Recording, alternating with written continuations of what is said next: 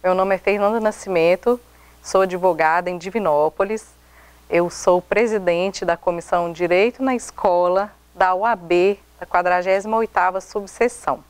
Hoje nós vamos falar sobre responsabilidade civil, tema essencial para todo ordenamento jurídico.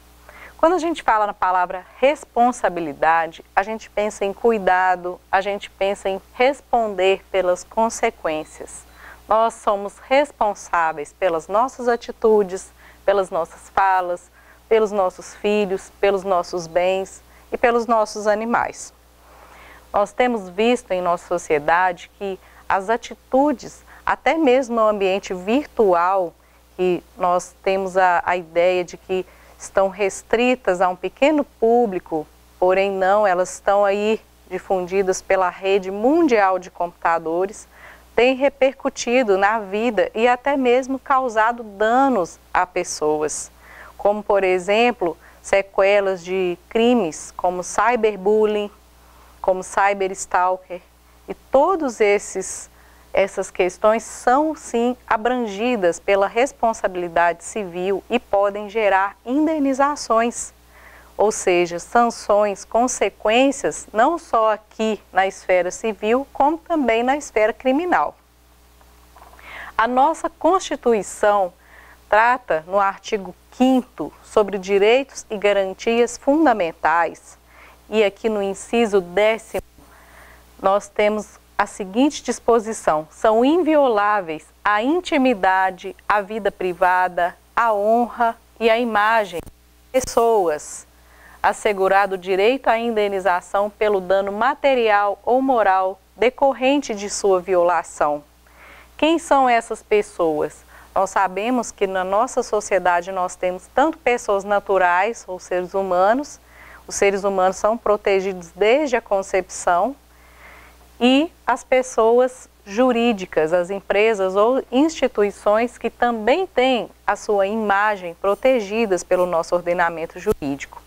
E quando a gente infringe esses direitos da personalidade, direitos das pessoas, nós somos passíveis a indenizar pelo dano material, ou seja, aquele dano que foi sofrido ali de forma pecuniária, na forma dos bens daquela pessoa, ou então de forma moral, que são justamente esses aspectos aí da honra, da imagem ou do nome. O que a lei protege? Então nós temos proteção da vida, da honra, do nome, imagem, privacidade, propriedade. Nós temos até mesmo o Código Penal, que penaliza qualquer pessoa que atenta contra a vida ou contra o próprio corpo de uma pessoa física, contra o patrimônio, a propriedade. Nós temos também a lei civil, que vem a proteger todos esses direitos. Então aqui nós temos um desenho, a lei protegendo aqui essa família e os bens, né? Então as pessoas físicas e o patrimônio. Tipos de responsabilidade. Então nós temos aí tipos de responsabilidade criminal, civil, que pode ser contratual ou extracontratual, e temos também a responsabilidade administrativa, que não está aqui no meu slide, mas também é um tipo de responsabilidade. Hoje na nossa aula vamos focar nas responsabilidades contratual e extracontratual, principalmente na extracontratual. Então, os elementos da responsabilidade extracontratual estão previstos no artigo 927 do Código Civil, que vai dispor da seguinte forma: aquele que pratica ato ilícito, sendo o ato ilícito previsto aqui nos artigos 187 e 186, ou seja, um ato que é antijurídico, é contrário às normas, e mesmo que você tenha um direito, se você excede aquele direito, também se torna um ato ilícito. Então, quem pratica um ato ilícito fica obrigado a reparar o dano. Então, nós vamos ter uma conduta, que pode ser uma conduta de fazer ou não fazer. Então, a pessoa que deveria ter feito um garantidor, ele foi negligente, essa conduta dele gerou um dano, ou seja, existe uma ligação entre a conduta e o dano. Então vamos pensar aqui. Se uma pessoa age com uma negligência, ela tinha o dever de manter aquele animal preso, porém ela, por um descuidado, ela não fez isso, ela foi negligente. Uma outra pessoa, aqui ó, no caso de uma imprudência de trânsito, que eu trouxe de exemplo, ela não poderia ultrapassar naquele local, mas ela ultrapassou.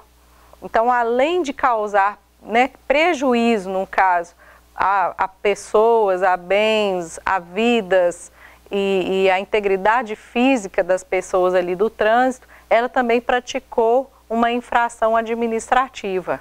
Ela pode ser punida por todos esses atos, por um ato ter várias consequências, várias sanções e várias punições. Então, o dano que ela causou pode ter sido uma vítima fatal, a integridade física de outra. A gente pode ter aí advindo um dano moral, um dano estético, uma pessoa perdeu uma parte de um membro, né, por causa daquele acidente, então gera um dano estético.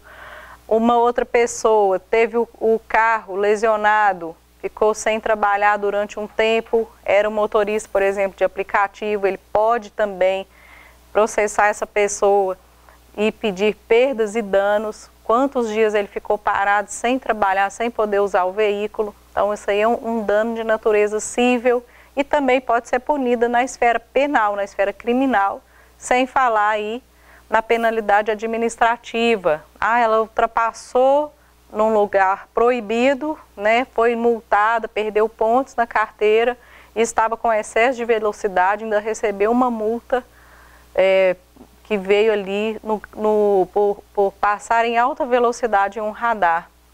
Então, várias infrações aí numa conduta daquela pessoa. E a imperícia. A imperícia, eu coloquei um diploma aqui para a gente poder lembrar que é uma pessoa que é uma pessoa formada, ela tem aquele cargo, aquela habilitação profissional, porém ela age de forma imperita.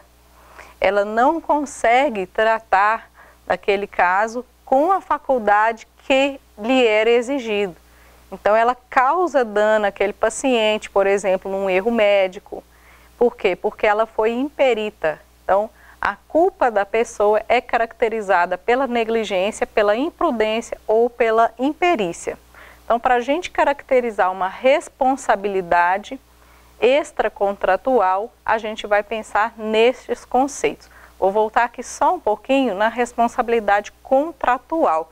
Quando a gente tem um contrato estabelecido entre as partes e uma delas cria ali uma resistência a cumprir com a sua obrigação contratual, gerando o inadimplemento contratual, vai gerar para a outra parte o direito de exigir uma multa, de exigir moratória, perdas e danos, e isso já previsto no contrato.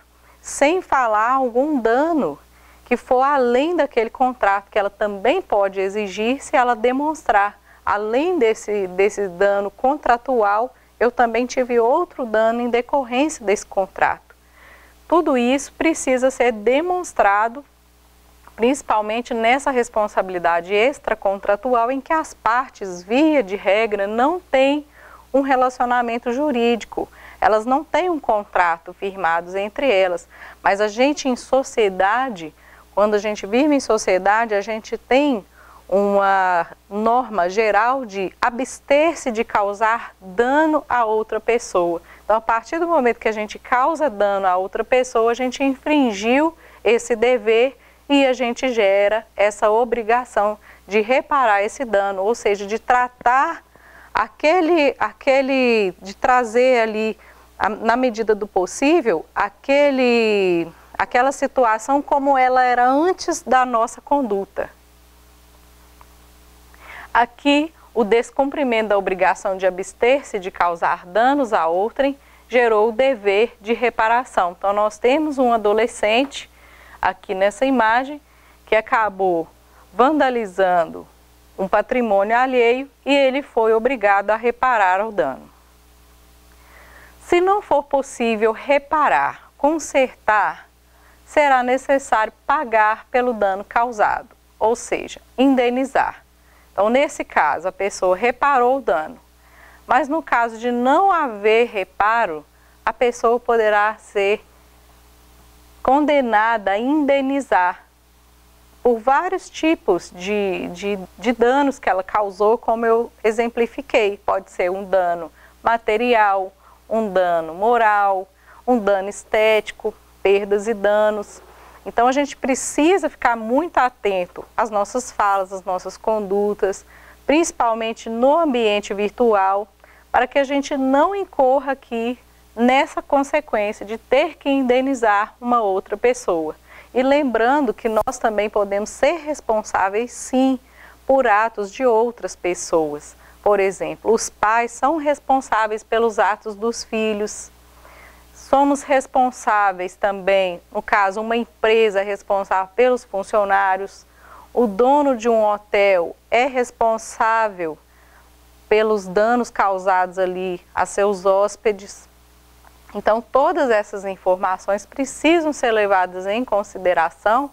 Por quê? Porque nós respondemos sim com o nosso patrimônio, no caso de haver uma infração dessa natureza. Bom, eu vou deixar aqui os contatos, né, o Direito na Escola, DIV no Instagram, Direito na Escola também no Instagram, que é o Direito na Escola Estadual, Comissão Estadual. Nós temos também o e-mail direitonaescoladiv@gmail.com. Caso alguma escola, algum diretor ou professor queira nos receber presencialmente para lecionar, para tratar algum tema com os alunos. E temos também algumas aulas disponíveis aqui no YouTube do Direito na Escola.